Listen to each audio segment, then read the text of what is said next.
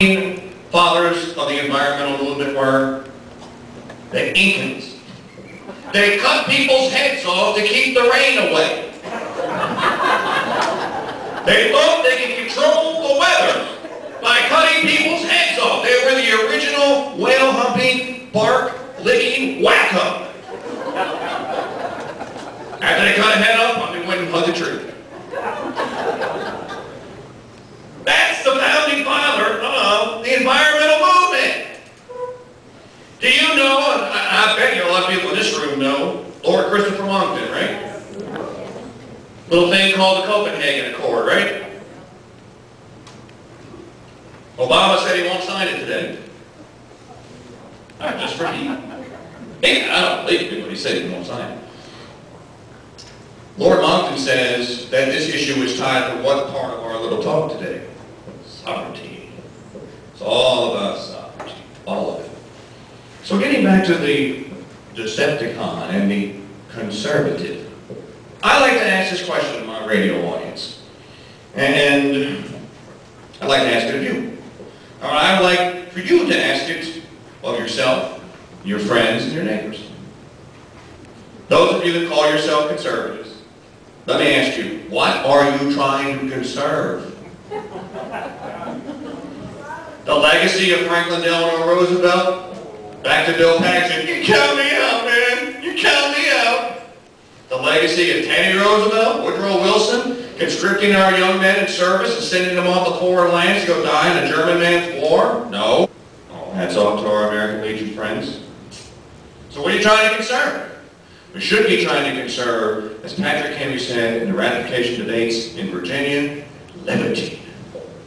The end of all our governments should be liberty. Do you know where the word liberty comes from? You do. Libertas were slaves. Athenian slaves. The Athenians had slaves. When they were freed, they shaved their heads so they could be recognized as not being slaves anymore, and they were called libertas. We are losing liberty by the bucketful, by the net. That would make us then, thank you. Serfs, slaves, pretty much the same thing. Do you want to be a slave? You don't want to be a slave. So why aren't you? Again, you are sovereign people in a sovereign state. Demand to know from your school board member. You support Oklahoma sovereignty? Yes, I do. I'll vote for you. Demand to know from your state senator. You support Oklahoma sovereignty? Are we a sovereign state, sir? Ma'am? I don't even know what that is. Get out of the way. Here's the next step. Demand to know. It's the most important thing. It's the only chance we have. We cannot dismantle or reform, Mr. Gingrich, Leviathan. It'll beat us. We have no power. You're not going to change Congress. Please disavow yourself of the notion that voting in a new crop of Republicans is going to fix this. It's not. It will not. Let me repeat you. I can tell you with certainty it will not. And I don't care who they are. That machine will eat them. It will eat them, swallow them up, and it will make Decepticons out of almost all of them.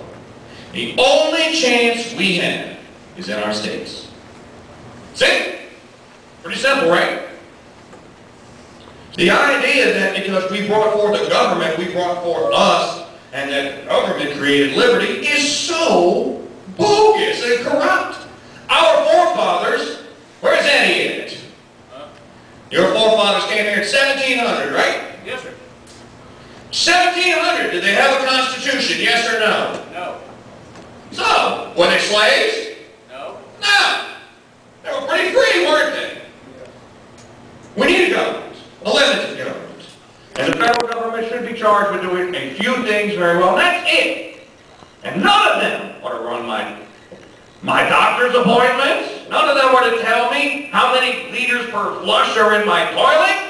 None of them are to tell me how to mandate what color the tag on my new refrigerator is going to be. And thank you so much, energy, Mr. Cash. Shut up.